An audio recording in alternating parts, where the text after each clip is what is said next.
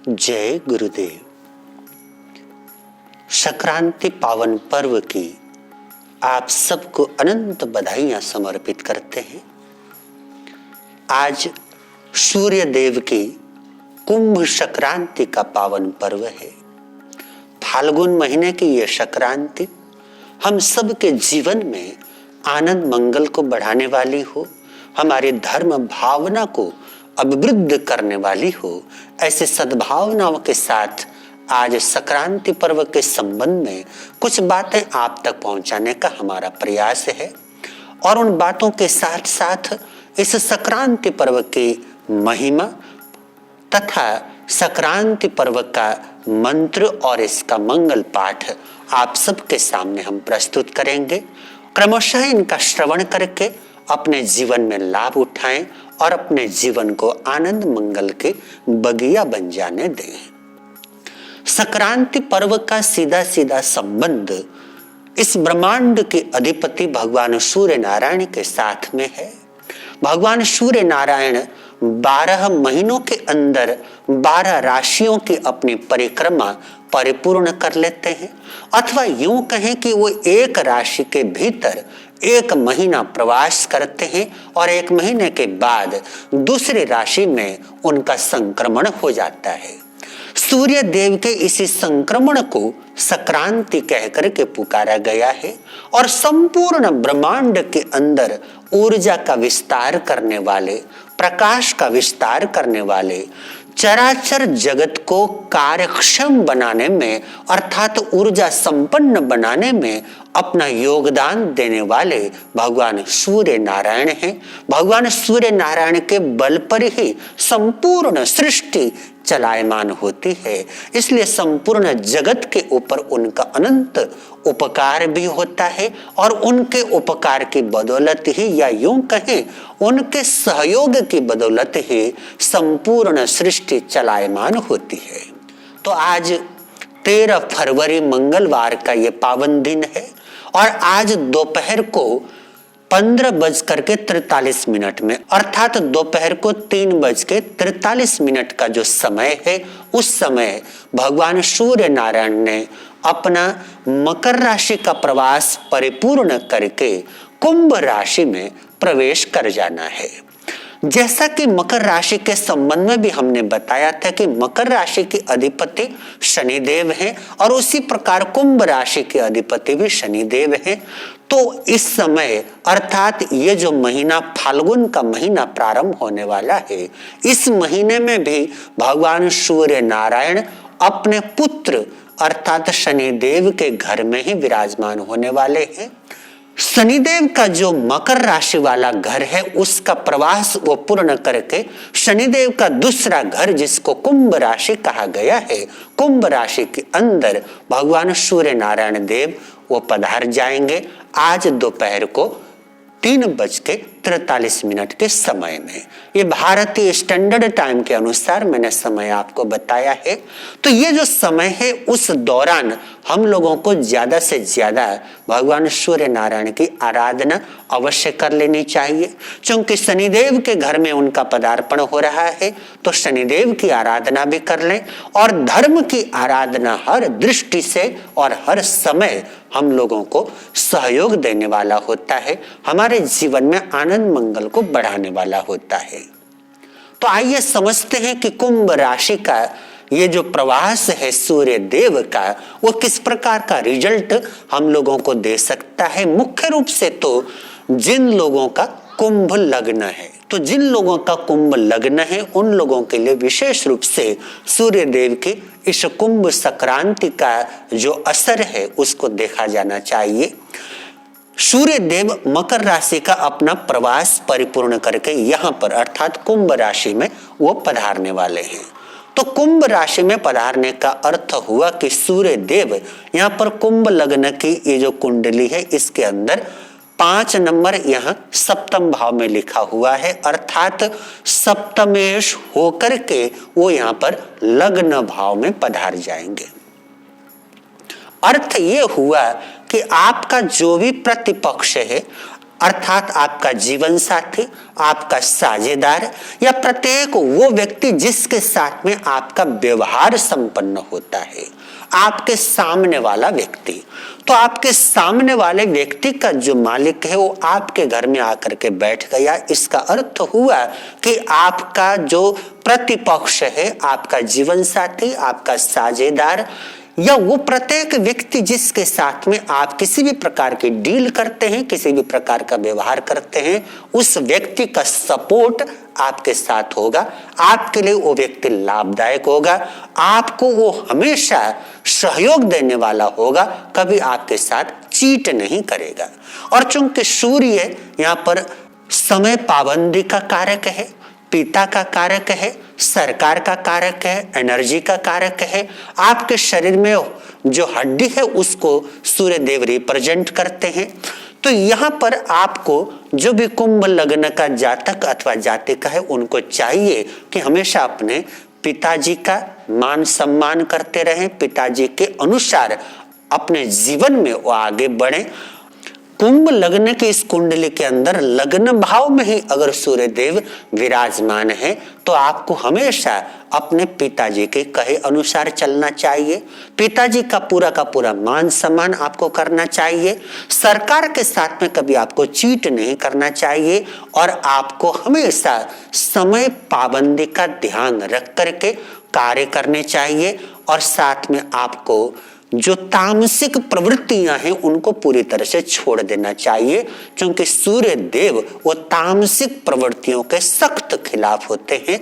तो यहाँ पर कुंभ लग्न के जातक जातिका को सूर्य देव का संपूर्ण लाभ प्राप्त हो सकता है तब जब आप अपने जीवन में तामसिकता से परे हो जाएंगे। मांसाहार है और मदिरा सेवन है या किसी भी प्रकार की वैचारिक तामसिकता भी आपको नुकसान दे सकती है। तो किसी भी प्रकार के तामसिकता को परहेज करके अर्थात उसको अवॉइड करके आपको आगे बढ़ना चाहिए। इस कुंभ संक्रांति का एक और महत्वपूर्ण पक्ष ये है, इस समय शनिदेव का गोचर भी कुंभ राशि में ही है, अर्थात सूर्य देव और शनिदेव दोनों का मिलन यहाँ पर कुंभ राशि के अंदर अर्थात शनिदेव के घर में होने वाला है। तो शनिदेव आपके कर्म के कारक हैं और सूर्य देव आपके लिए ऊर्जा के कारक हैं। तो आपके कर्मों का संबंध जब ऊर्जा के साथ हो जाता है तो अधिक क्षमता के साथ आप कर्म करने में समर्थ होते हैं, अधिक शक्ति संपन्न होकर के आप कर्म करने में समर्थ होते हैं।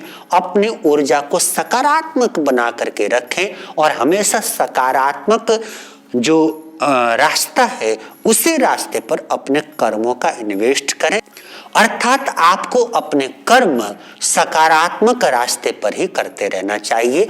जितना अपने कर्मों को आप सकारात्मक रास्ते की तरफ ले जाएंगे उतना ही आपके कर्म आपको अच्छा रिजल्ट देने वाले होंगे। तो यहाँ पर सूर्य देव कुंभ राशि में पदार्पण कर रहे हैं और साथ में सूर्य देव का पदार्पण रेवती नक्षत्र के अंदर होने वाला है और रेवती नक्षत्र के जो स्वामी हैं वो बुध हैं। कुंडली के अंदर या ज्योतिष जगत के अंदर सूर्य देव का जो संबंध है वो शनि के साथ, शुक्र के साथ, राहु केतु के साथ बहुत अच्छा नहीं माना जाता। इनके साथ उनके संबंध उतने मधुर नहीं होते, इसलिए इनको सूर्य देव का शत्रु माना जाता है।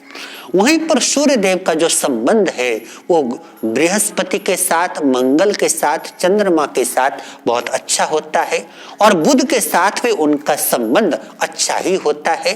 तो इस प्रकार से सूर्य देव यहाँ पर शनिदेव के घर में है अर्थात अपने शत्रु के घर में है। तो सीधी सी बात है, जब कोई व्यक्ति अपने शत्रु के घर में होता है तो थोड़ा सा अनकंफर्टेबल महसूस करता है, वो बहुत आरामदायक स्थिति के अंदर नहीं होता। इसलिए भी जो कुंभ लग्न के जातक अथवा जातिका हैं उनको चाहिए कि वो सूर्य देव का जाप पाठ अधिक करें ताकि सूर्य देव को उतनी ही एनर्जी प्राप्त हो और वो ज्यादा एनर्जी के साथ आपके लिए सकारात्मक रिजल्ट देने में ज्यादा समर्थ हो जाए। भगवान सूर्य नारायण की ये संक्रांति अर्थात उनका कुंभ राशि में ये प्रवेश, उनके कुंभ राशि का प्रवास आज अर्थात 13 फरवरी 2024 दोपहर को 3:43 में उनका संक्रमण प्रारंभ होगा और उस समय पंचमी तिथि प्रारंभ हो चुकी होगी, अर्थात माघ शुक्ल पंचमी जो बसंत पंचमी का पावन पर्व है वो प्रारंभ हो चुका होगा और उस समय रेवती नक्षत्र प्रारंभ हो चुका होगा। तो माघ शुक्ला पंचमी का जो पर्व है वो माता सरस्वती का पर्व है और साथ में रेवती नक्षत्र के जो स्वामी हैं वो बुध देव हैं और बुध के साथ में भगवान सूर्य नारायण का संबंध अच्छा ही है, खराब नहीं है। तो बुध के नक्षत्र में शनिदेव की राशि में भगवान सूर्य देव का पदार्पण आप सब के लिए आनंद मंगल बढ़ाने वाला हो, ऐसी हमारी सद्भावनाएं हैं, ऐसी हमारी मंगल कामनाएं हैं। संक्रांति के मौके पर गंगा स्नान करना, तीर्थ स्नान करना, दान करना और किसी भी रूप में समाज सेवा के कार्य करना, परोपकार इत्यादि के कार्य करना हमेशा लाभदायक होता है। अपने जीवन को धर्म के इस रास्ते पर आगे बढ़ाते रहें, इससे आपका स्वयं का कल्याण तो होगा ही, दूसरों के लिए भी आपके जो प्रयास हैं वो सहयोगी होंगे। ऐसा ही प्रयास आपको करते रहना चाहिए। तो सूर्य देव का संक्रमण कुंभ राशि में हो रहा है।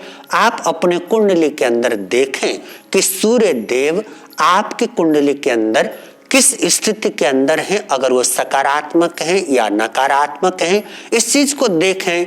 अगर वो सकारात्मक है तो कुंभ राशि के अंदर उनका पदार्पण आपके लिए सकारात्मकता को ही बढ़ाने वाला होगा।